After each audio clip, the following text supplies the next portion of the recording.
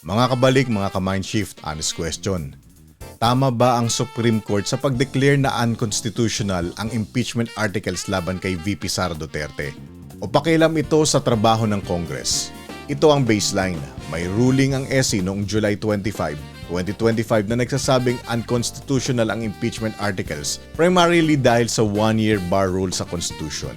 Tapos recently, January 28, 2026, naglabas ang SC ng resolution. Denied with finality ang motion for reconsideration ng House. Immediately executory at no further pleadings. Ibig sabihin, sa SC level tapos na. Kung bakit sinabi ng iba na tama ang SC, 3 reasons. Una, text ng Constitution mismo. Malinaw ang Article 11, Section 3.5 na bawal ma-initiate more than once within 1 year. Hindi ito opinyon, nakaprint ito sa Constitution. Pangalawa, anti-ikutan ng proseso. Ang point ng one-year bar ay pigilan ang sunod-sunod na attempts na pwedeng gawing harassment tool. Kaya nag-set ang SC ng interpretation kung kailan initiated para hindi madaling i-circumvent.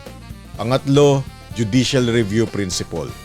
Kahit exclusive ang House to initiate at sole ang Senate to try, hindi ibig sabihin immune na sa constitutional limits. Kapag constitutional rule ang usapan, SC ang final interpreter. Same logic used in earlier doctrine on impeachment limits. Fair din sabihin na may critics na political process ito at dapat hands-off ang judiciary. Dapat debate is real, pero legal reality today, final na ang SC resolution. Kaya ang pinaka-mature na stance, principles over fandom. Kung accountability ang goal, gawin sa tamang proseso at tamang timing. Mga kabalik, mga ka-Mindshift, bago mag-comment, panoorin, intindihin, i-verify, saka mag-decide.